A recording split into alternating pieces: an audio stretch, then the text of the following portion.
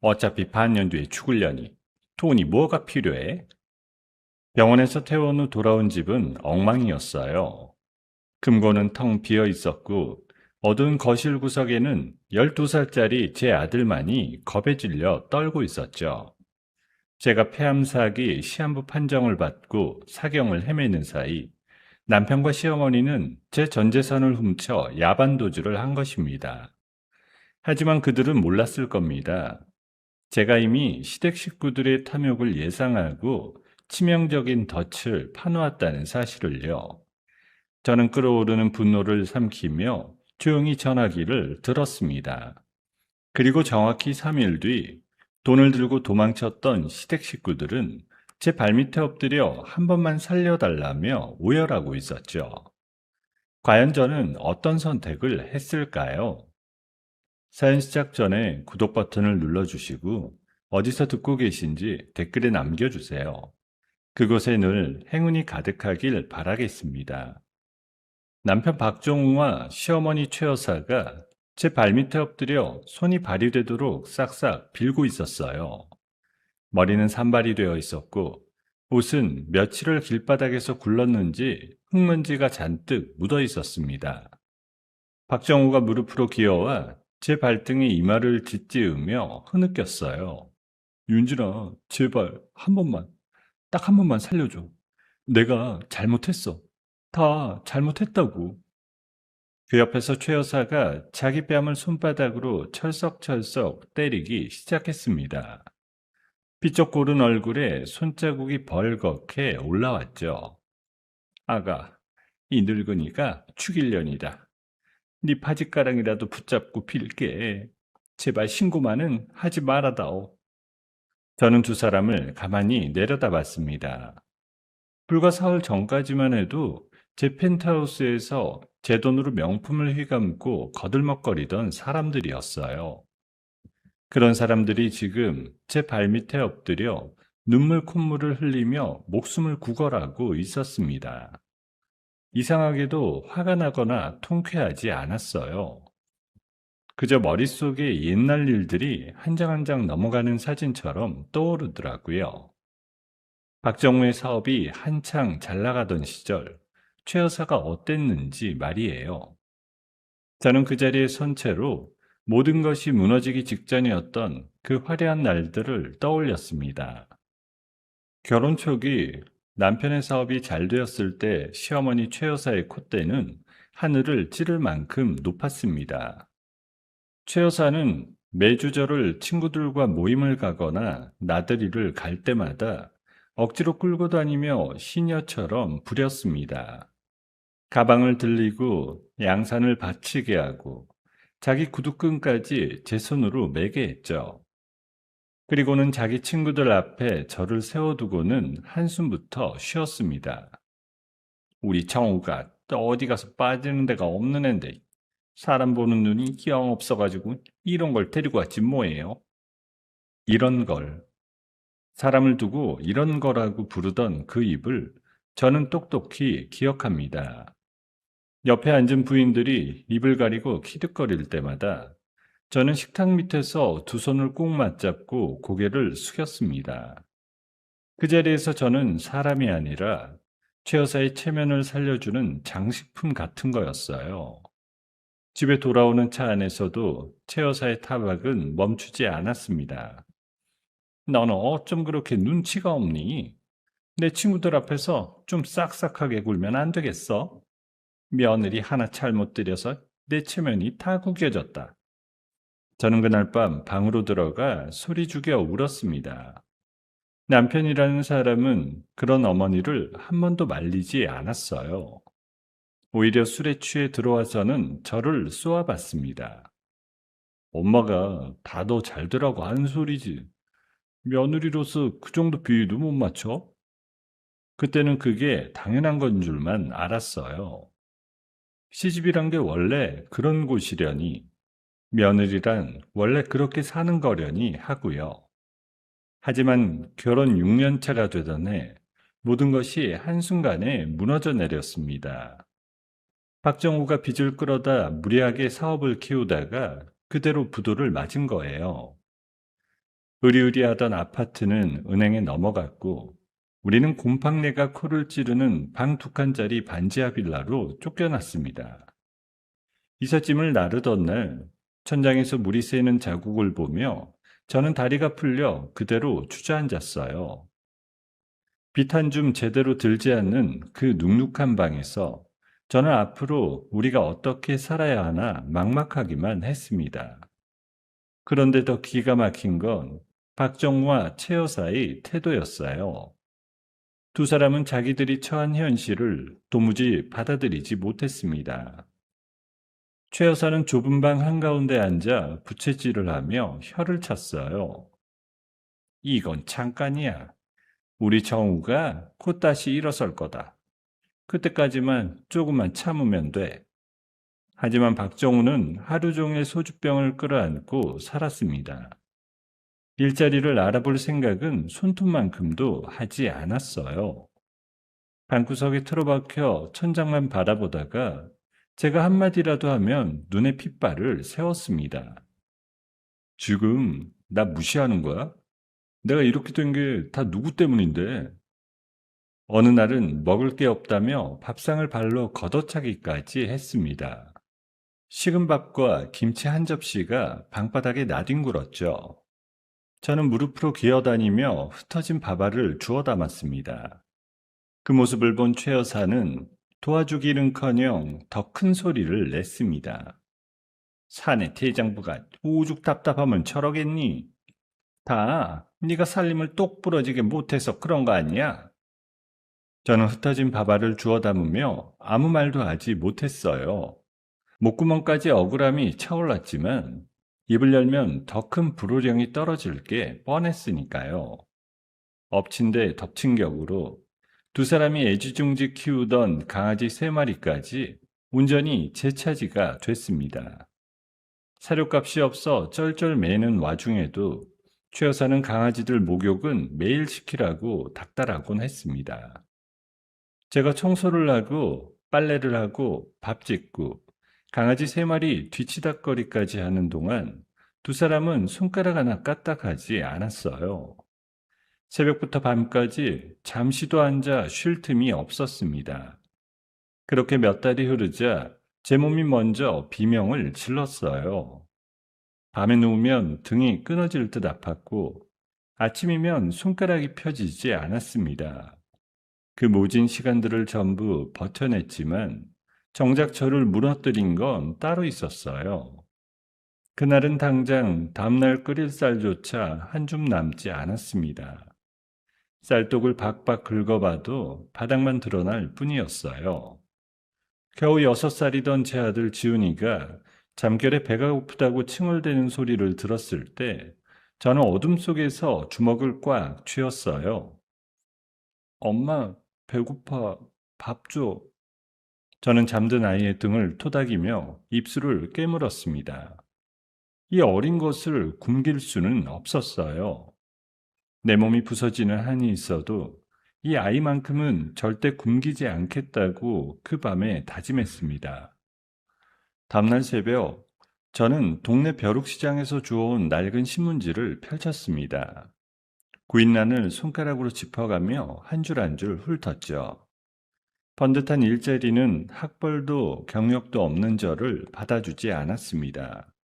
그러다 한 곳에 눈이 멈췄어요. 사람 손이 급하게 필요하다는 청소 용역이었습니다. 남들이 다 꺼리는 악취나는 빈집들을 치우는 일이었어요.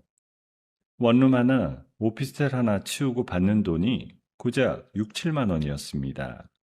저는 망설이지 않고 그 번호로 전화를 걸었어요. 수화기 너머에서 거친 남자 목소리가 들렸습니다. 아줌마, 이 일 보통 입는 거 아닌데 다 할 수 있겠어? 토 나오는 집도 수두룩해. 저는 떨리는 목소리를 애써 누르며 대답했어요. 할 수 있어요. 뭐든 시켜만 주세요. 시키는 대로 다 하겠습니다. 전화를 끊고 방으로 들어가니 박정우는 여전히 술에 절어 코를 골고 있었습니다. 최 여사는 강아지를 끌어안고 텔레비전을 보며 깔깔거렸죠. 저는 두 사람을 향해 입을 열었습니다. 나 내일부터 일하러 나가요. 청소하는 일이요. 저 여사가 고개를 돌리지도 않은 채 콧방귀를 뀌었습니다. 청소부? 하긴 너한테 딱 맞는 일이다. 그래, 가서 한 푼이라도 벌어와라. 박정우는 술에 취한 채 실눈을 뜨고 한마디 던졌습니다. 알아서 해. 대신 집안일은 똑바로 하고. 저는 더 대꾸하지 않고 조용히 방문을 닫았어요. 그 밤, 저는 잠든 지훈이의 작은 손을 가만히 쥐었습니다. 따뜻하고 부드러운 그 손이 제가 살아야 할 단 하나의 이유였어요. 창밖으로 희뿌연 새벽빛이 들어오기 시작했어요. 저는 두꺼운 고무장갑과 마스크를 챙겨 가방에 넣었습니다. 그리고 곰팡이 핀 천장을 한번 올려다본 뒤 조용히 현관문을 열고 밖으로 나섰어요. 청소 일을 시작한 지 6달이 지났습니다.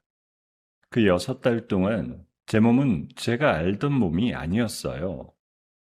매일 새벽 첫 차를 타고 나가 밤이 깊어서야 들어왔습니다. 남들이 토할 것 같다며 도망친 집들이 다 제 차지였죠. 쓰레기가 천장까지 쌓인 집, 벌레가 발 디딜 틈 없이 기어다니는 집, 며칠씩 사람이 쓰러져 있던 집까지 가리지 않고 들어갔어요. 마스크를 써도 코를 찌르는 악취가 머릿속까지 파고들었습니다. 그런 집을 하루에 2군데, 3군데씩 치우고 나면 점심을 챙겨 먹을 기운조차 남지 않았어요. 물 한 모금으로 끼니를 때우는 날이 부지기수였습니다. 그렇게 반년이 지나니 거울 속에 저는 딴 사람이 되어 있었어요. 몸무게가 무려 20kg나 빠져버린 거예요. 볼은 움푹 패였고 손목은 어린아이 팔뚝처럼 가늘어졌습니다. 병원에서는 영양실조가 코앞이라며 이러다 큰일 난다고 했지만 저는 약 지을 돈도 아까워 그냥 돌아섰어요. 그날도 온몸이 천근만근이 된 채 반지하 계단을 내려왔습니다. 현관문을 열고 들어서려는데 최 여사가 코를 틀어막으며 벌떡 일어섰어요. 아이고, 이 냄새. 어디서 시궁창 냄새가 들어오나 했더니 너 거기 멈춰. 한 발짝도 들어오지 마라. 저는 문턱에 선 채로 고개를 숙였습니다. 어머니, 씻고 바로 들어갈게요. 오늘은 일이 좀 고돼서요.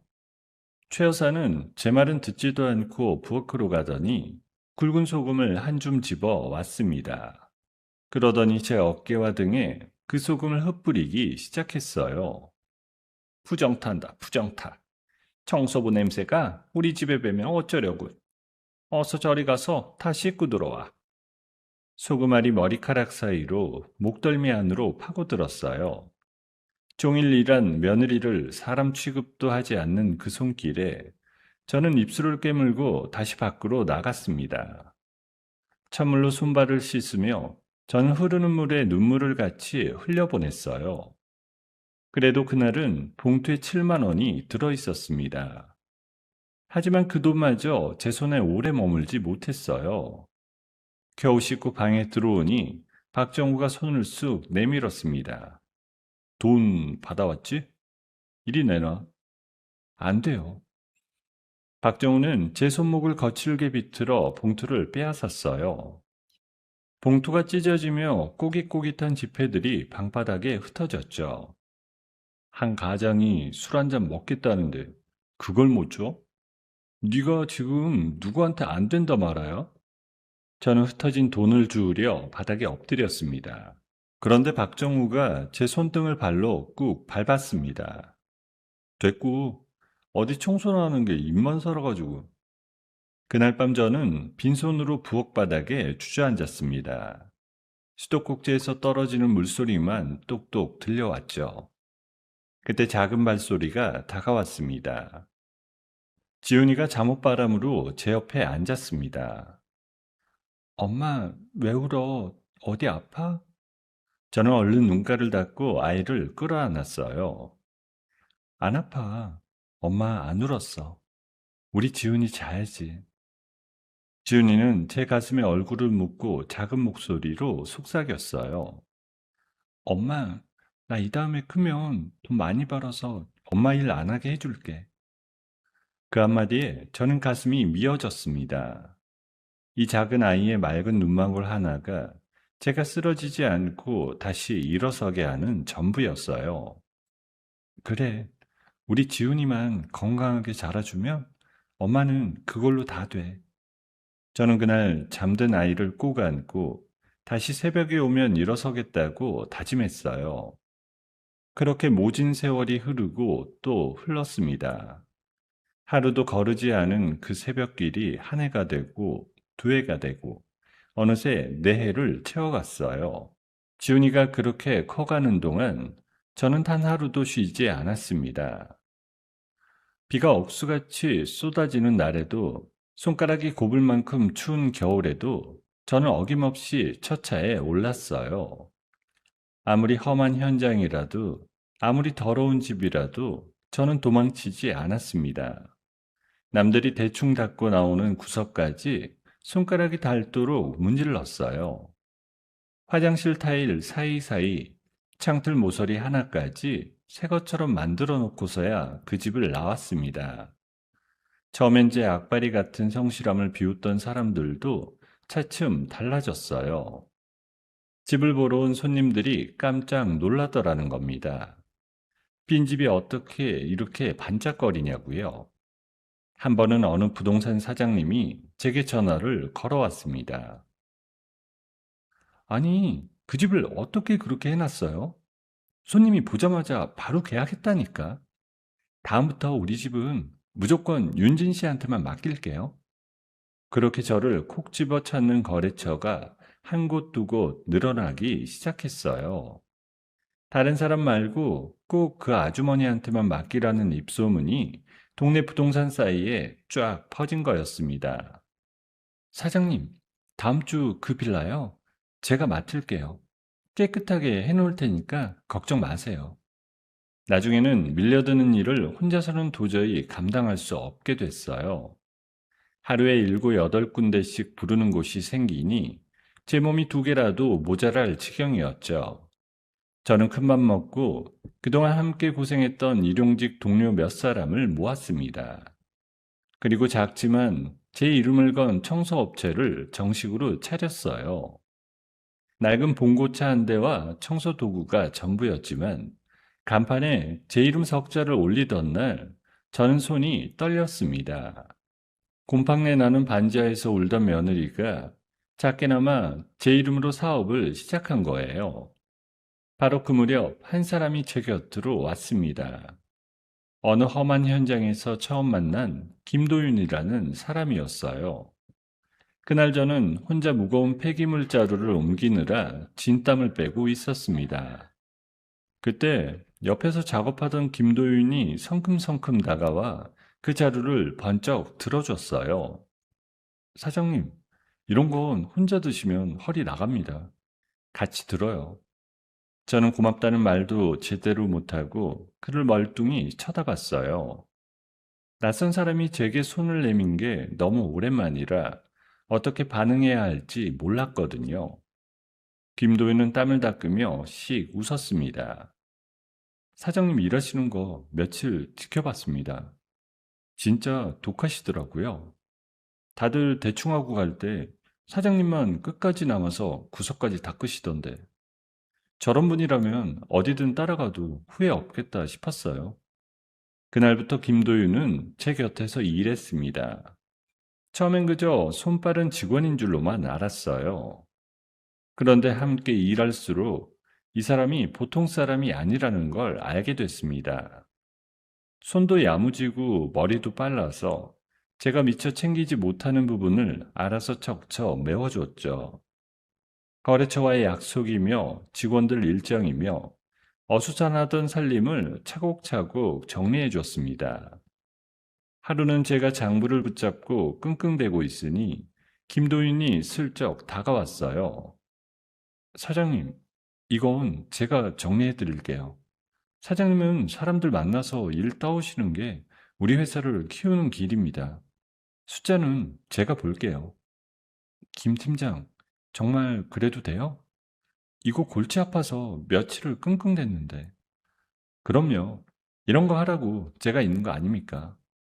든든한 오른팔이 생기자 사업은 한결 빠르게 자리를 잡아갔어요. 저는 비로소 마음 한구석을 기댈 때가 생긴 것만 같았습니다. 김 팀장 없으면 나 진짜 어쩔 뻔했나 몰라요. 정말 고마워요. 사장님이 닦아놓으신 길 위에서 저는 거들기만 하는 겁니다. 앞으로도 제 걱정은 마세요. 회사가 안정궤도에 오르자 저는 한 가지에 마음을 놓았어요. 이제 지훈이에게 더는 굶주림의 공포를 주지 않아도 된다는 사실이었죠.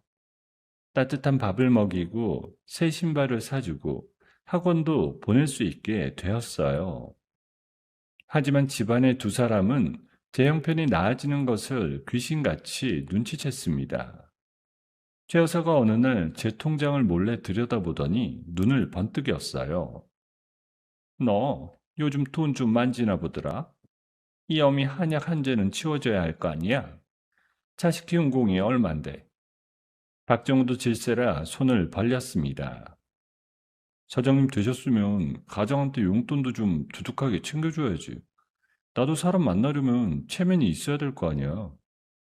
저는 그들의 탐욕이 끝이 없다는 걸 알면서도 차마 거절하지 못했어요. 집안이 시끄러워지면 그 불똥이 결국 지훈이에게 튄다는 걸 알았으니까요. 저는 제 손에 들어오는 돈의 대부분을 두 사람의 술값과 화장품 값으로 고스란히 내주었습니다. 제 피를 갉아먹으며 유지되는 살얼음판 같은 평화였죠. 그렇게 위태로운 나날을 견디던 어느 날이었어요. 저희가 한창 치우고 있던 악명 높은 현장에 낯선 사람들이 커다란 카메라를 들고 찾아왔습니다. 방송국 제작진이 찾아온 그날 오후였어요.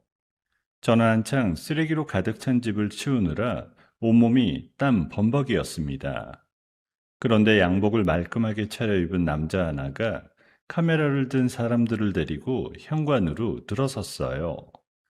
그 사람이 명함을 내밀며 정중하게 고개를 숙였습니다. 안녕하세요. 저는 다큐멘터리 프로그램을 만드는 PD입니다. 사장님 이야기를 듣고 일부러 찾아왔습니다. 저는 고무장갑을 낀 손을 멈추고 그를 바라봤어요. 험한 현장만 골라 누구보다 완벽하게 치워내신다고 소문이 자자하더라고요. 사장님 살아오신 이야기를 전국에 방송하고 싶습니다. 전국 방송이라는 말에 저는 가슴이 철렁 내려앉았어요. 방송을 탄다는 건 제 얼굴이 온 세상에 알려진다는 뜻이었습니다. 남편이 부도를 낸 일이며 반지하에서 시어머니에게 학대당하며 살아온 일이며 그 비참한 속사정이 다 까발려질 것만 같았어요. 저는 손사래를 치며 뒤로 물러섰습니다. 아니요, 저는 그런 거 안 해요. 방송에 나갈 사람이 못 됩니다. 그냥 돌아가 주세요.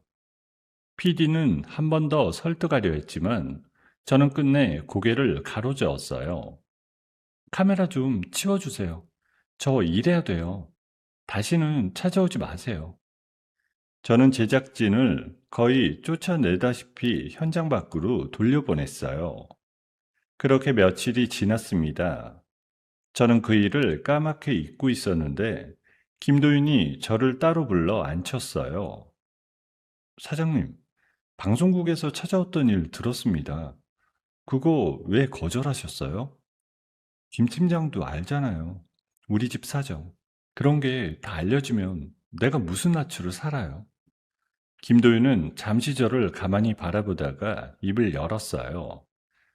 사장님, 솔직히 말씀드릴게요. 사장님, 지금처럼 사시면 평생 그 집 두 분 굴레에서 못 벗어납니다.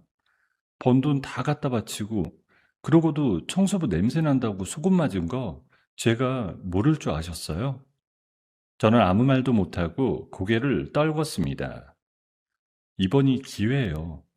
이 기회 놓치면 사장님은 영영 그 자리에 주저앉아 계실 거예요. 지훈이한테 떳떳한 엄마가 되고 싶지 않으세요? 지훈이라는 이름에 제 마음이 흔들렸어요. 김도윤은 제 표정을 살피더니 품에서 종이 한 장을 꺼냈습니다. 제가 미리 방송국이랑 다 조율해 봤습니다. 사장님 아픈 과거는 한 줄도 안 나가게 할 거예요. 오로지 맨손으로 일어선 강한 어머니, 청소 하나는 누구보다 잘하는 전문가. 딱 그 모습만 담기게 제가 처음부터 끝까지 다 짜놨습니다. 저는 그 종이를 받아들고 천천히 읽어내려갔어요. 정말 그의 말대로 제 치부는 어디에도 없었습니다. 오직 제가 가장 자랑스러워할 수 있는 모습만 담겨 있었죠. 사장님은 그냥 평소처럼 일하시면 됩니다. 나머지는 제가 다 책임질게요. 저 한 번만 믿어보세요. 저는 종이를 쥔 손을 가만히 내려다봤어요. 지훈이에게 당당한 엄마가 되고 싶다는 마음, 그 아이에게 더 넓은 세상을 보여주고 싶다는 마음이 가슴 깊은 곳에서 올라왔습니다. 그리고 무엇보다 한 번도 저를 속인 적 없는 김도윤에 대한 믿음이 컸습니다. 저는 길게 숨을 내쉰 뒤 고개를 끄덕였어요. 알았어요. 할게요.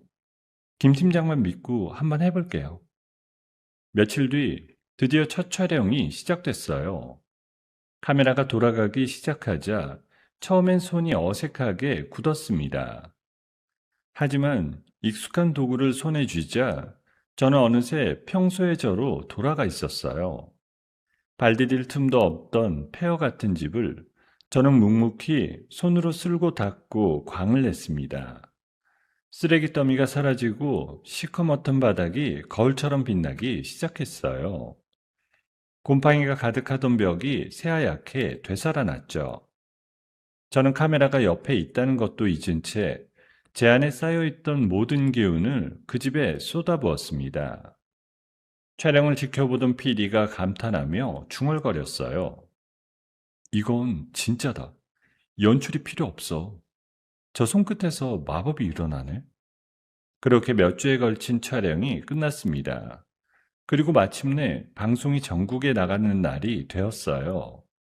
저는 펜트하우스가 아니라 아직 그 반지하 빌라에서 작은 텔레비전 앞에 지훈이와 나란히 앉아 방송을 봤습니다. 화면 속에 제가 폐허를 새 공간으로 바꿔놓는 모습이 흘러나왔어요. 지훈이가 제 팔을 흔들며 소리쳤습니다. 엄마, 저거 엄마야? 우리 엄마 텔레비전에 나온다. 방송이 채 끝나기도 전에 일이 벌어졌어요. 전화기에 불이 나기 시작한 겁니다. 시청자들의 반응이 폭발적이었어요.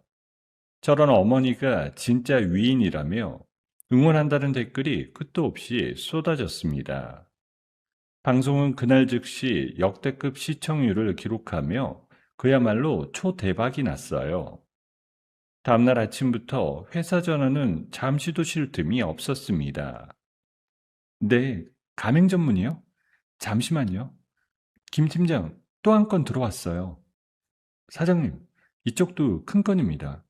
대형 건물 통째로 청소 계약하자고 합니다. 이게 지금 며칠째 이 난리예요. 전국 각지에서 가맹점을 내고 싶다는 문의가 빗발쳤어요. 큰 건물을 맡기겠다는 계약이 하루에도 몇 건씩 밀려들었습니다. 봉고차 한 대로 시작했던 제 작은 청소업체가 하루아침에 기업형 프랜차이즈로 폭발하듯 커지기 시작했어요. 저는 정신없이 바쁜 와중에도 잠시 멈춰서서 가슴을 쓸어내렸습니다. 이 모든 게 꿈만 같았어요. 그런데 그 엄청난 성공의 그늘에서 두 사람의 눈빛이 달라지고 있었습니다. 방송을 통해 제가 벌어들이는 돈이 얼마나 큰지 정확히 알게 된 거예요. 최 여사와 박정우가 거실 한 구석에서 머리를 맞대고 소곤거렸습니다. 예, 청우야. 저 정도 돈이면 우리가 평생 놀고 먹어도 남겠다. 봤지? 봤지. 가만. 어떻게 손에 넣을지 잘 생각해 봐야겠어. 두 사람의 번들거리는 눈빛이 어두운 거실 안에서 마주쳤어요. 저는 그런 줄도 모르고 일에만 파묻혀 지냈습니다. 그러던 어느 날 큰 계약을 마치고 회사로 돌아온 저는 제 책상 앞에 앉았어요. 무심코 서랍을 열었다가 저는 손을 멈칫했습니다. 서랍 안쪽에 깊숙이 숨겨둔 회사 채무 서류와 제 인감 도장의 위치가 분명히 제가 둔 것과 미세하게 어긋나 있었어요. 누군가 이 서랍을 열어본 게 틀림없었습니다.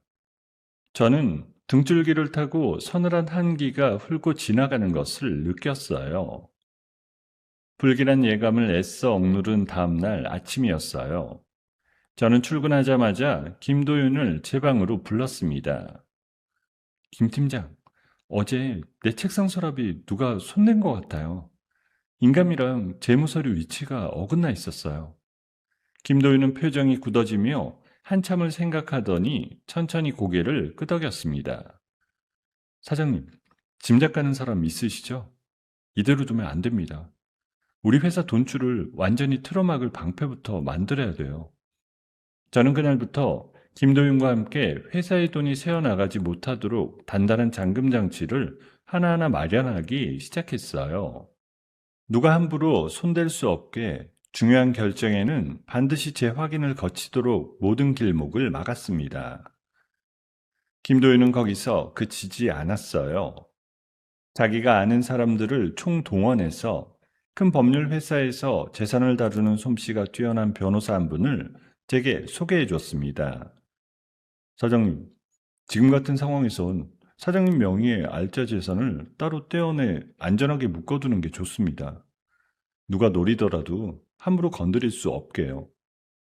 저는 그 변호사와 함께 제 재산을 지킬 법적인 장치를 아무도 모르게 차근차근 준비했습니다. 이 모든 과정에서 김도윤은 단순한 직원을 넘어선 사람이 되어 있었어요. 밤늦게까지 함께 서류를 들여다보다가 그가 따뜻한 차 한 잔을 제 앞에 놓아주며 말했습니다. 사장님, 오늘도 한 끼도 제대로 안 드셨죠? 이러다 정말 쓰러지세요. 제가 옆에 있으니까 너무 혼자 다 짊어지려고 하지 마세요. 그 한마디에 저는 코끝이 시큰해졌습니다. 집에서는 단 한 번도 받아본 적 없는 위로였거든요. 김 팀장은 어쩜 그렇게 내 마음을 잘 알아요? 김 팀장 같은 사람이 가족이었으면 내 인생이 이렇게까지 고되진 않았을 텐데. 가족보다 더한 마음으로 사장님 곁을 지키겠습니다. 그러니 사장님은 사장님 일만 똑바로 보세요. 나머지는 다 제가 챙길게요. 그의 든든한 손길 덕분에 회사는 무서운 속도로 커갔어요. 이제는 제가 직접 냄새나는 현장에 나가 걸레를 잡지 않아도 회사가 알아서 척척 굴러갔습니다. 한 해 매출이 수십억 원에 이르는 누구도 무시할 수 없는 탄탄한 기업이 된 거예요. 저는 마침내 결단을 내렸습니다.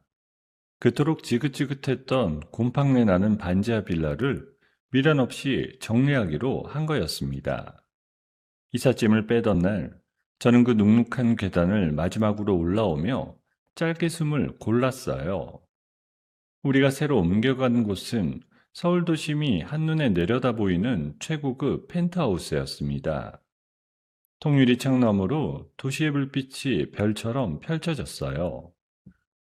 지훈이가 창문에 달라붙어 환호성을 질렀습니다. 엄마, 여기가 우리 집이야? 저 아래 차들이 장난감 같아. 그래, 이제부터 여기가 우리 집이야. 우리 지훈이 마음껏 뛰어다녀도 돼. 저는 지훈이에게 그동안 못해준 것들을 마음껏 해줬어요.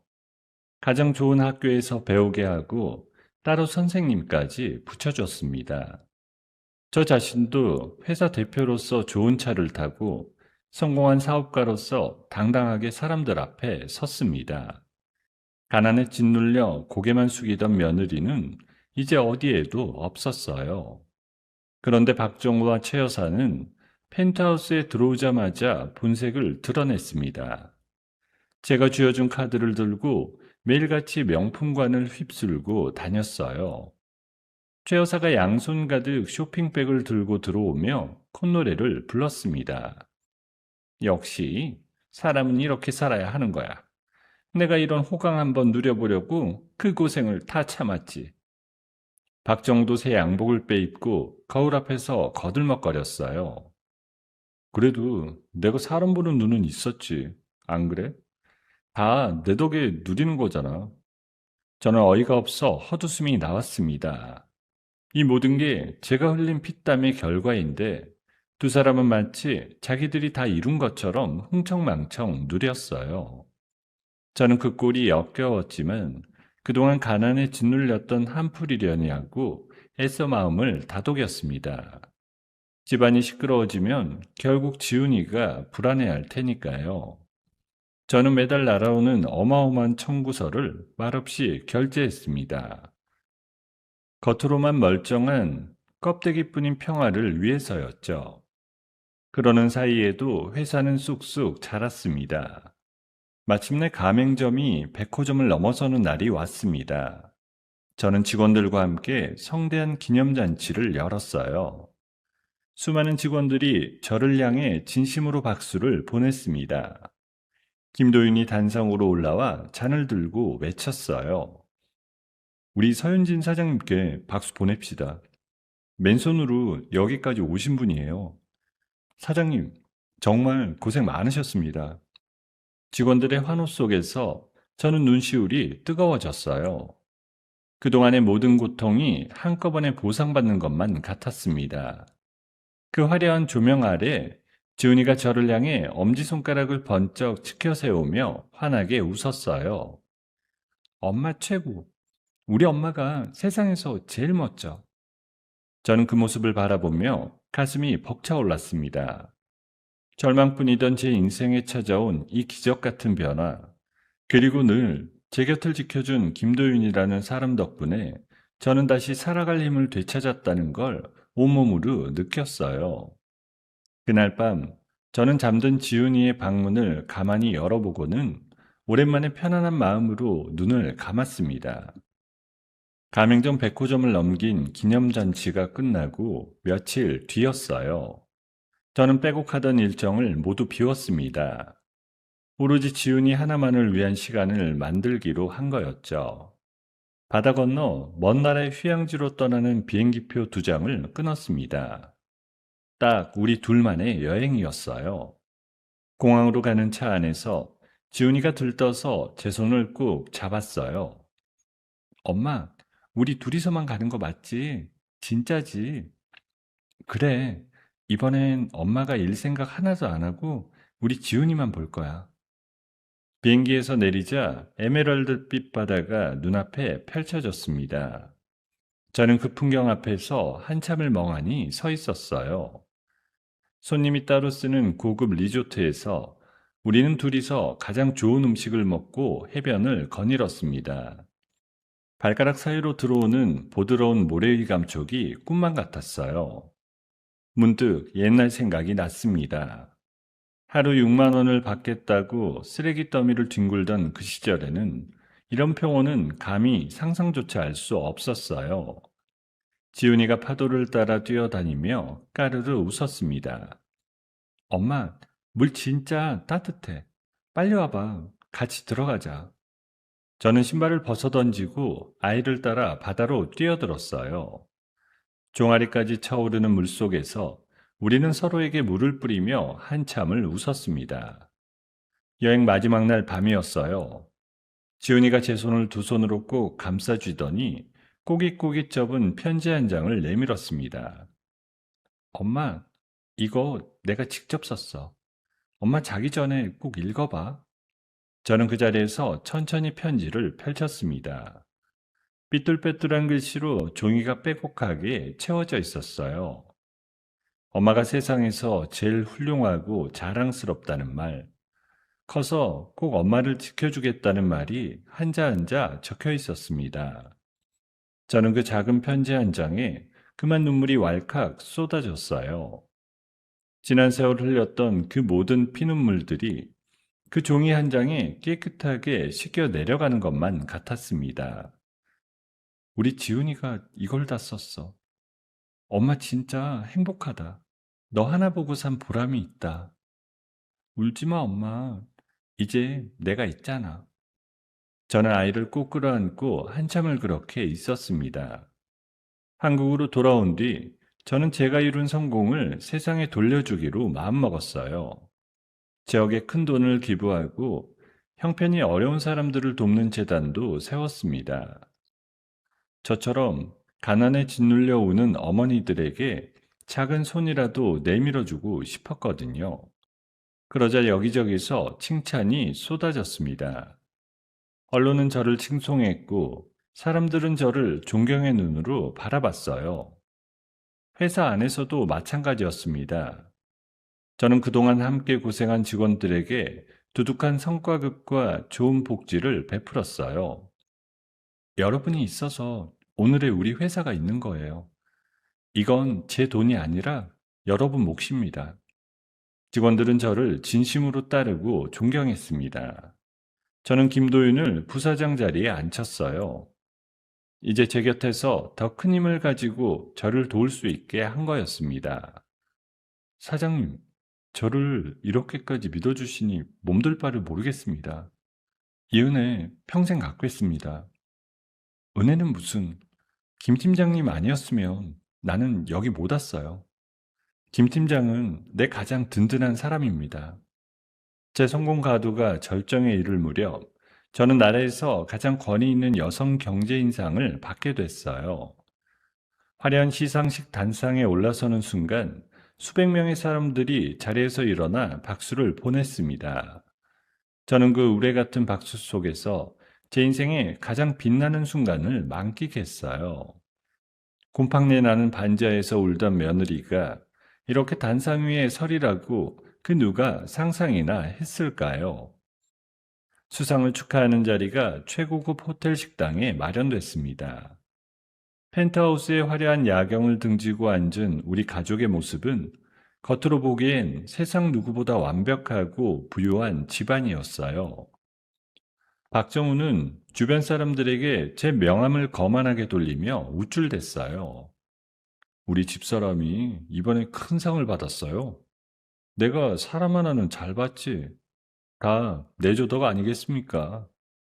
최 여사 역시 자기 친구들을 펜트하우스로 매일같이 불러들였습니다. 호화로운 다가상을 차려놓고 제 재력을 자기 권력인 양 휘둘렀죠. 우리 며느리가 이 정도야. 너희가 평생 구경도 못할 그릇이지. 어디 가서 우리 집 흉내도 못 낼 거다. 저는 그들의 가식이 구역질 나도록 씁쓸했습니다. 하지만 적어도 제 아들에게 더는 가난과 폭력이 없다는 사실, 그 하나에 안도했어요. 이대로 제 삶이 영원히 평탄하게 흘러갈 거라고 굳게 믿었습니다.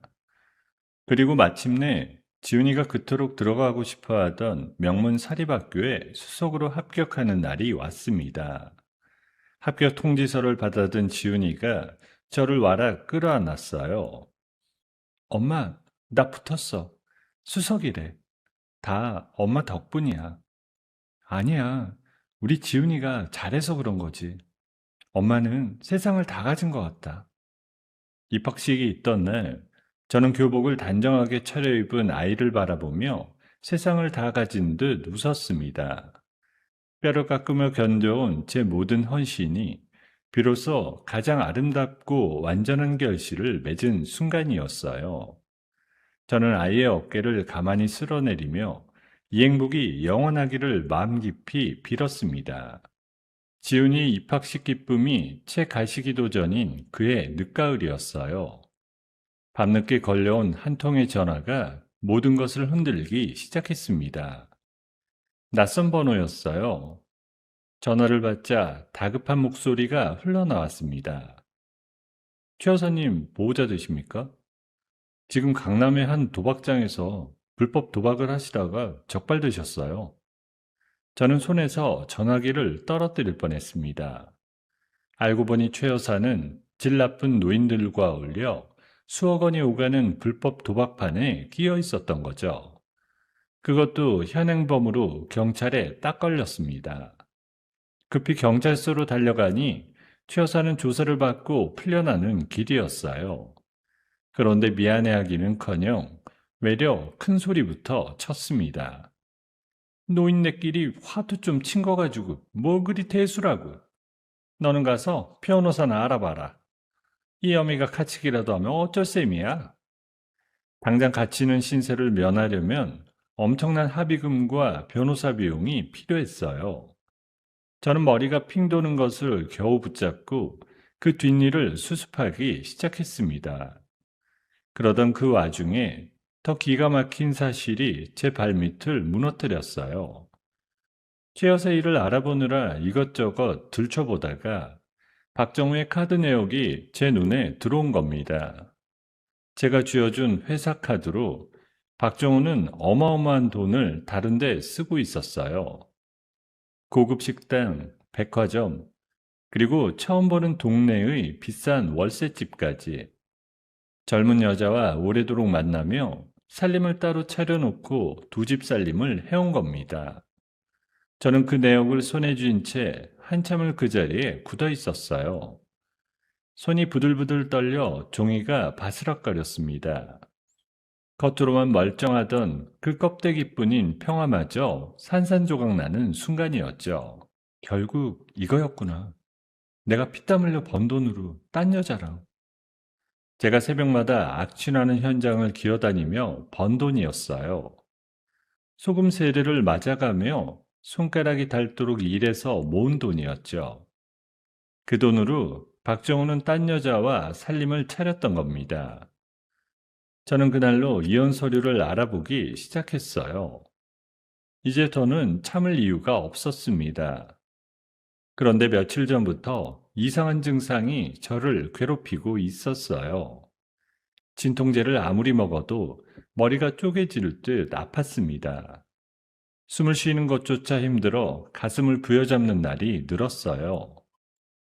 처음엔 그저 일이 고돼서 마음고생이 심해서 그런 줄로만 알았습니다. 그러던 어느 날 저는 회사 복도에서 그대로 픽 쓰러지고 말았어요. 정신을 차려보니 병원 응급실이었습니다. 며칠에 걸쳐 온갖 검사를 받았어요. 검사 결과가 나오던 날 의사가 저를 진료실로 불렀습니다. 의사의 얼굴이 무겁게 가라앉아 있었어요.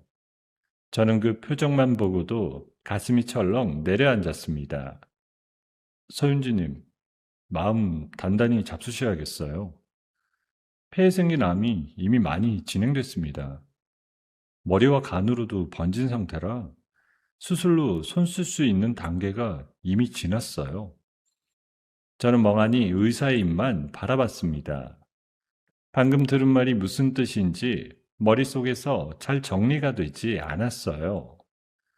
그러면 저 어떻게 되는 거예요? 얼마나 남은 거예요? 시간이 길게 잡아도 6달 정도입니다. 정말 죄송합니다. 6달.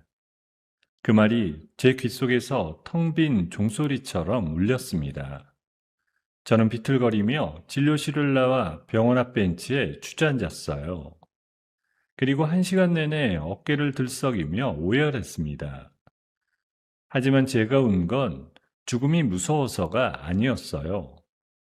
제가 떠나고 나면 이 어린 지훈이가 어떻게 될지 그게 두려웠던 거예요. 도박에 미친 시어머니와 딴살림 차린 남편 밑에서 우리 지훈이가 짓밟히고 모든 걸 빼앗길 게 눈에 훤히 보였습니다. 그 어린 게 무슨 죄가 있다고요? 저는 눈물 범벅이 된 얼굴을 손으로 박박 닦았습니다. 안 돼. 슬퍼할 시간이 없어. 내가 지금 무너지면 우리 지훈이는 끝이야. 저는 핏발선 눈을 부릅뜨고 벤치에서 벌떡 일어섰습니다. 가장 먼저 한 일은 제 병을 그 집 식구들에게 철저히 숨기는 거였어요. 제가 곧 죽는다는 걸 알면 두 사람이 무슨 짓을 할지 뻔했으니까요. 저는 김도윤과 변호사를 아무도 모르게 따로 불렀습니다. 김 팀장, 변호사님, 시간이 없어요. 내 모든 재산을 지훈이 앞으로 누구도 손 못 대게 묶어주세요. 최대한 빨리요. 사장님, 갑자기 그게 무슨 어디 편찮으세요? 자세한 건 묻지 말고요. 그냥 내 마지막 부탁이라고 생각하고 도와줘요. 김도윤은 제 표정에서 무언가를 읽었는지 더는 캐묻지 않고 입술을 굳게 다물었어요. 다만 돌아서는 그의 눈가가 붉게 젖어 있는 걸 저는 못 본 척 했습니다. 그렇게 저는 매일 독한 약을 몰래 삼키며 은밀히 일을 진행했어요. 약을 먹은 날이면 속이 뒤집혀 화장실에서 한참을 개원했습니다. 그래도 저는 이를 악물고 버텼어요. 지훈이 앞에서는 아무렇지 않은 척 환하게 웃어 보였습니다. 그런데 제가 부쩍 외출이 잦아지고 약을 숨기는 걸 박정우가 수상하게 여기기 시작했어요. 너 요즘 왜 이렇게 들락날락해? 어디 숨겨준 남자라도 있는 거 아니야? 회사 일이 바빠서 그래요. 신경 쓰지 말아요. 저는 애써 둘러댔지만 박정우의 눈초리는 점점 더 날카로워졌어요. 그리고 어느 날 제가 잠시 집을 비운 사이 박정우가 제 서재를 샅샅이 뒤졌습니다. 그리고 기어코 다 찾아내고 말았어요. 제 폐암 진단서, 재산을 지훈이 앞으로 돌리려던 서류, 이혼 소송 준비 서류까지 전부 다였습니다. 박정우는 그 서류들을 들고 최 여사에게 달려갔어요. 엄마, 큰일 났어. 윤진이 저거 시한부야. 6달밖에 안 남았대. 게다가 재산을 전부 지훈이한테 묶어놓고 나랑 이혼하려고 해. 뭐라고? 그럼 우리는 어떻게 되는 거야? 한 푼도 못 받고 길바닥에 나앉으란 말이야? 두 사람은 자기들이 곧 빈털터리가 될 거라는 걸 직감했어요. 마침 최 여사는 당장 갇히는 걸 면하려고 도박 합의금이 절박한 상황이었죠. 두 사람은 머리를 맞대고 끔찍한 일을 꾸미기 시작했습니다. 엄마, 윤진이가 머리로 암이 번져서 곧 병원에 며칠 입원한대. 의식도 오락가락 한다고 하더라고. 그 틈을 노리는 거야. 그래, 어차피 죽을 년인데 미리 좀 가져간다고 누가 뭐라겠어. 태어나기 바로 전날 밤에 다 쓸어서 튀는 거야. 두 사람은 그렇게 짐승만도 못한 모의를 했습니다. 며칠 뒤 저는 머리로 번진 암 증세가 심해져 닷새간 병원에 격리되어 입원했어요. 생사의 고비를 넘나들며 사경을 헤맸습니다. 정신이 들었다 흐려지기를 반복하는 그 닷새 동안 저는 오직 지훈이 생각뿐이었어요. 빨리 나가서 그 애를 지켜야 한다는 생각만이 저를 붙들고 있었습니다. 두 사람은 바로 그 순간을 노렸어요. 제가 태어나기 바로 전날 밤이었습니다. 두 사람은 제 서재의 비밀 금고를 부숴버렸어요. 현금과 회사 공금 수십억 원, 그리고 중요한 인감과 양도 서류까지 남김없이 쓸어 담았습니다. 그러고는 어둠을 틈타 펜트하우스를 빠져나가 그대로 자취를 감췄어요. 다음날 아침, 겨우 몸을 추슬러 태어난 저는 텅 빈 집으로 돌아왔습니다. 부서진 금고를 보는 순간 다리에 힘이 풀렸어요. 하지만 진짜 저를 미치게 만든 건 따로 있었습니다. 오직 저만 믿고 있던 12살 지훈이가 간밤 내내 깜깜한 방 안에 혼자 내팽개쳐 있었던 거예요. 아무도 돌보는 사람 없이 아이는 어둠 속에서 떨고 있었습니다. 저는 그 사실을 확인하는 순간 피가 거꾸로 솟구치는 맹렬한 분노에 몸을 떨었습니다. 텅 빈 거실에서 겁에 질려오는 지훈이를 끌어안은 직후였습니다. 저는 떨고 있는 아이의 등을 천천히 쓸어내렸어요. 엄마, 무서웠어. 아빠랑 할머니가 밤에 막 소리 지르더니 그냥 나가버렸어. 나 혼자 깜깜한데 아무도 없었어. 엄마 왔어. 이제 괜찮아. 우리 지훈이 혼자 두는 일은 다시는 없을 거야. 저는 아이를 다독여 재운 뒤 천천히 자리에서 일어섰어요. 끓어오르던 분노가 오히려 얼음장처럼 차갑게 가라앉았습니다. 저는 곧장 전화기를 들어 김도윤과 변호사에게 동시에 연락을 넣었습니다.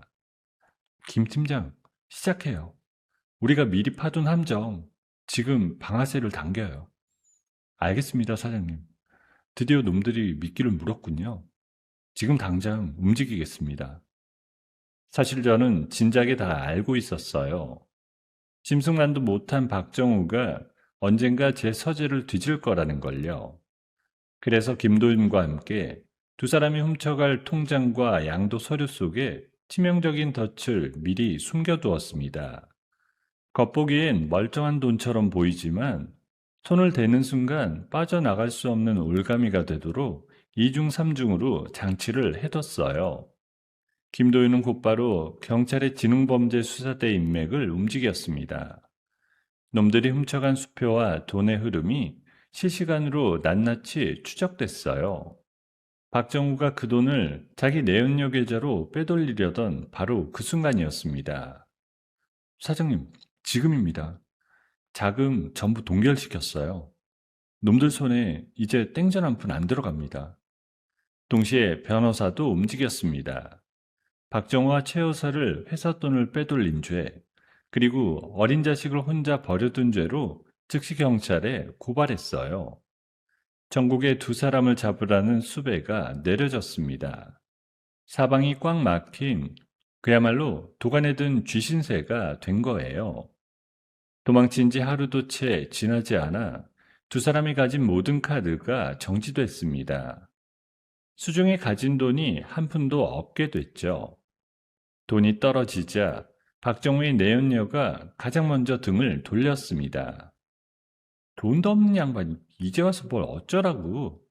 다시는 연락하지 마. 박정우와 최 여사는 쓰레기처럼 버림받았습니다. 경찰의 눈을 피해 더러운 모텔방을 전전하는 신세로 추락했죠. 그러는 사이 저는 회사의 모든 권한을 부사장 김도윤에게 정식으로 넘겼습니다. 그리고 주요 언론을 통해 두 사람이 저지른 파렴치한 짓을 낱낱이 세상에 알렸어요. 시한부 아내의 재산을 훔치고 어린 아들을 버리고 도망친 폐륜. 그 소식에 온 나라가 들끓었습니다. 두 사람은 사회적으로 완전히 매장됐어요. 숨통이 조여올 대로 조여온 두 사람은 마지막 발버둥을 쳤습니다. 몰래 배를 타고 나라를 뜨려고 브로커를 찾아갔다가 그마저 사기를 당하고 남은 짐까지 몽땅 털렸어요. 이틀 밤낮을 쫄쫄 굶은 채 거리를 떠도는 거짓골이 되었습니다. 결국 도망친 지 사흘째 되던 날이었어요. 더는 도망칠 곳도 빌어먹을 곳도 없어진 두 사람이 마지막 발악으로 제 펜트하우스 1층 공동 현관까지 기어왔어요. 인터폰 너머로 짐승처럼 울부짖는 소리가 들렸습니다. 윤주라, 제발 신고만 하지 마. 우리가 잘못했어. 한 번만 살려줘. 아가, 이 늙은이가 죽을 죄를 졌다. 제발 경찰만은 부르지 말아다오. 저는 인터폰 화면 속 바닥에 엎드린 두 사람의 초라한 모습을 가만히 바라봤어요. 집 안으로 들이는 대신 건장한 보안 요원들을 양옆에 세웠습니다. 그리고 천천히 1층 로비로 내려갔어요. 엘리베이터 문이 열리자 두 사람이 동시에 제 발밑으로 기어왔습니다. 최 여사는 자기 뺨을 손바닥으로 사정없이 후려치기 시작했어요. 찰싹찰싹 소리가 로비에 울려 퍼졌습니다. 봐라, 아가. 이 어미가 이렇게 빈다. 한 번만, 딱 한 번만 용서해다오. 응? 박정우는 콧물을 줄줄 흘리며 제 바지가랑이를 붙잡았어요. 윤지랑, 내가 미쳤었어. 다시는 안 그럴게. 제발. 저는 그 두 악마의 역겨운 민낯을 얼음장 같은 시선으로 내려다봤습니다. 사흘 전 어두운 방에 홀로 떨고 있던 지훈이의 모습이 떠올랐어요. 그 밤에 우리 어린 지훈이를 깜깜한 방에 혼자 두고 나갔어. 그 어린 게 무슨 죄가 있다고. 바로 그 순간이었어요. 요란한 사이렌 소리가 점점 가까워지더니 제가 미리 포위망을 좁혀두었던 경찰차들이 로비 앞으로 들이닥쳤습니다. 번쩍이는 경광등 불빛이 두 사람의 사색이 된 얼굴 위로 쏟아졌어요. 저는 그 모습을 바라보며 입가에 서늘한 미소를 지었습니다. 경찰들이 두 사람의 양손에 수갑을 채워 끌고 나간 직후였어요. 저는 바닥에 남은 그들의 구차한 흔적을 더는 돌아보지 않았습니다. 사흘 전까지만 해도 제 발밑에 엎드려 울부짖던 그 모습이 이제 제게는 아무 의미도 없었거든요. 저는 그 길로 변호사 사무실로 향했습니다. 그곳에서 박정우와의 이혼 판결문을 최종적으로 받아들었어요. 종이 한 장이 제 손에 쥐어지는 순간 저는 길게 숨을 내쉬었습니다. 이 얇은 종이 한 장으로 저는 십수년을 짓눌러온 그 지옥 같은 세월과 완전히 갈라섰어요. 이제 다 끝났네요, 변호사님. 그동안 정말 고생 많으셨어요. 아닙니다, 사장님. 사장님이 미리 한치의 빈틈도 없이 다 준비해 두신 덕분이에요. 놈들이 훔쳐간 돈도 마지막 한 푼까지 전부 되찾아 왔습니다. 두 사람이 훔쳐 달아나려던 제 모든 재산은 단 1원도 빠짐없이 안전하게 제자리로 돌아왔어요. 저는 그 재산을 지훈이가 어엿한 어른이 될 때까지 그 누구도 함부로 손댈 수 없도록 단단하게 묶어두는 일을 마무리 지었습니다. 이제 제가 눈을 감아도 우리 지훈이는 굶주릴 일도 빼앗길 일도 없게 된 거예요. 얼마 뒤 재판이 열렸습니다. 저는 그 긴 과정을 끝까지 지켜보지는 못했어요. 몸이 더는 버텨주지 않았거든요. 다만 결과는 빠짐없이 전해들었습니다. 박정우는 회사 돈을 훔친 죄와 어린 아들을 깜깜한 방에 버려둔 죄가 모두 무겁게 인정됐어요. 최 여사 역시 불법 도박을 한 죄에다 아들과 짜고 며느리 재산을 훔친 죄까지 더해졌죠. 두 사람 모두 다시는 세상 밖으로 나오기 어려운 아주 무거운 벌을 받았습니다. 차가운 쇠창살 안에서 남은 평생을 보내야 하는 비참한 끝이었어요. 그 소식을 전해 듣던 날, 저는 이상하게도 통쾌하지가 않았습니다. 그저 길고 긴 싸움이 비로소 끝났다는 사실에 어깨에 얹혔던 무거운 짐 하나를 내려놓은 기분이었어요. 저를 갉아먹던 기생충들을 깨끗이 도려내고 지훈이의 앞날을 지킬 가장 단단한 성을 쌓아 올린 뒤였습니다. 저는 더 미룰 수가 없었어요. 하루가 다르게 나빠지는 몸을 이끌고 마지막을 보낼 병동으로 조용히 들어갔습니다. 그런데 이상하게도 제 마음은 더없이 홀가분해졌어요. 더는 분노도 억울함도 미련도 남아있지 않았거든요. 며칠 뒤 김도인이 병실 문을 두드렸습니다. 수척해진 제 얼굴을 본 그의 눈가가 금세 붉어졌어요. 저는 침대에 기대 앉아 그의 두툼한 손을 가만히 잡았습니다. 김 팀장님, 이제 회사는 전부 김 팀장 거예요. 그동안 김 팀장이 나보다 더 애지중지 키운 회사잖아요. 사장님, 갑자기 그런 말씀을 왜 하세요? 사장님이 주인이신데. 그리고 한 가지만 더 부탁할게요. 우리 지훈이, 그 애가 어른이 될 때까지만 김 팀장이 곁에서 지켜줘요. 정식으로 그의 후견인이 되어줘요. 그 말에 김도윤의 얼굴이 하얗게 질렸습니다. 그제야 제 병이 얼마나 깊은지를 알아챘어요.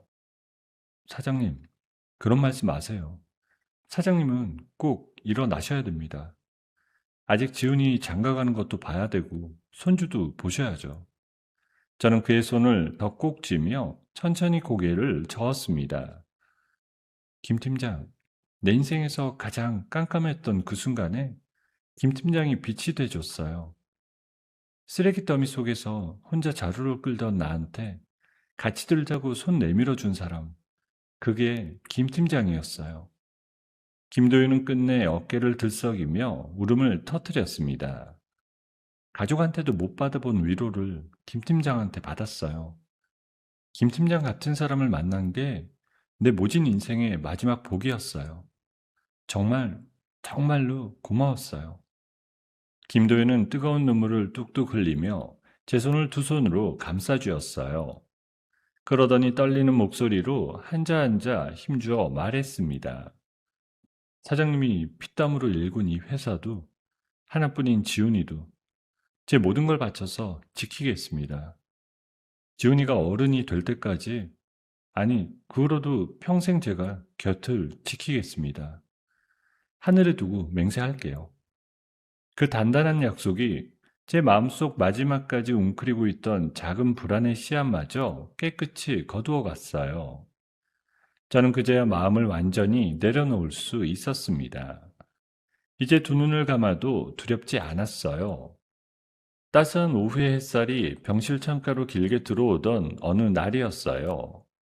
복도 저편에서 익숙한 발소리가 후다닥 들려왔습니다. 학교를 마친 지훈이가 병실 문을 벌컥 열고 단숨에 제게 달려왔어요.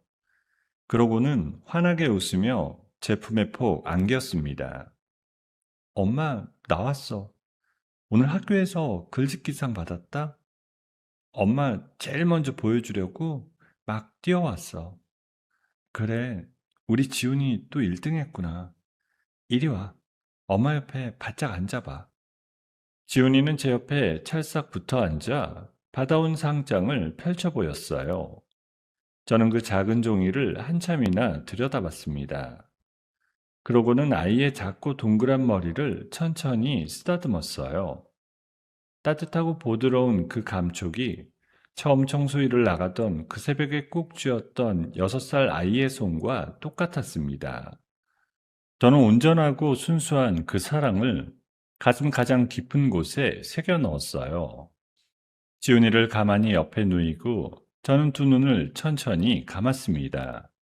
그러자 지나온 세월이 한 장면씩 떠오르기 시작했어요. 곰팡내 코를 찌르는 반지하에서 텅 빈 쌀독을 보며 어린 지훈이를 끌어안고 울던 그 밤이 떠올랐습니다. 두꺼운 고무장갑과 마스크를 챙겨 새벽 첫차에 오르던 날들이 스쳤어요. 남들이 다 도망친 악취나는 현장에서 손가락이 닳도록 바닥을 문지르던 제 모습도 보였습니다. 20kg이 빠진 앙상한 몸으로 소금세례를 맞으며 현관 문턱에 서 있던 그 서러운 밤도요. 7만 원이 든 봉투를 빼앗기지 않으려 손목을 비틀리던 순간, 카메라 앞에 처음 섰던 떨림, 가맹점 100호점을 넘기던 날의 환호성까지, 그 모든 처절하고 눈부셨던 날들이 한편의 흑백 영화처럼 제 머릿속을 천천히, 아주 천천히 지나갔습니다. 저는 비록 6달이라는 짧은 시간의 끝자락에 위태롭게 서 있었어요. 하지만 제 남은 목숨과 맞바꾸어 세상에서 가장 소중한 지훈이의 안전한 앞날을 끝내 지켜냈습니다. 그 사실 하나만으로 저는 세상을 통째로 다 가진 것 같은 완전한 승리감을 느꼈어요. 이제 더 바랄 것이 없었습니다. 제품 안에서 곤히 잠든 지훈이의 고르고 따뜻한 숨소리가 들려왔어요. 그 작은 숨소리가 제 귓가에 닿을 때마다 가슴이 차오르도록 따뜻해졌습니다. 저는 그 숨소리를 세상에서 가장 아름다운 마지막 자장가 삼아 들으며 고단했지만 단 한 점의 후회도 없는 제 삶의 두 눈을 천천히 감았습니다. 가장 찬란하고 가장 평온한 그곳으로요. 곰팡내 나는 반지하에서 내일의 끼니를 걱정하던 한 며느리가 손가락이 닳도록 일해 거대한 부를 이루고 끝내 자신의 목숨과 맞바꾸어 하나뿐인 아들의 앞날을 지켜냈습니다. 누군가는 그녀의 삶을 두고 너무 가혹하다 말할지도 모릅니다. 하지만 윤지는 마지막 순간까지 단 한 번도 자신을 위해 살지 않았고 오직 아들을 향한 사랑 하나로 그 모진 세월을 버텨냈습니다. 세상에는 묵묵히 자기 자리를 지키며 가족을 위해 희생하는 수많은 어머니들이 있습니다. 화려한 조명도 박수도 없는 그 자리에서 오늘도 누군가는 윤진처럼 살아가고 있을 것입니다. 부디 그분들의 헌신이 헛되지 않기를 그리고 그 사랑이 반드시 따뜻한 결실로 돌아오기를 바라봅니다. 여러분, 오늘의 이야기를 어디서 듣고 계신가요?